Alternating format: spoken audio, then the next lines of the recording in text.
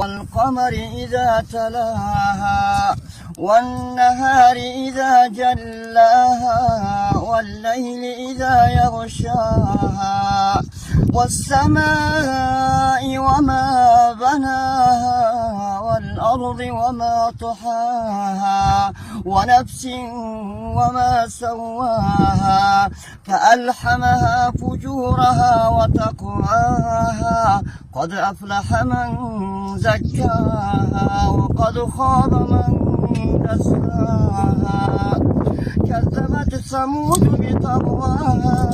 إذ انبعث أشقاها فقال لهم رسول الله ناقة الله وسقياها فكذبوه فعقروها فدمدم عليهم ربهم بذنبهم العظيم.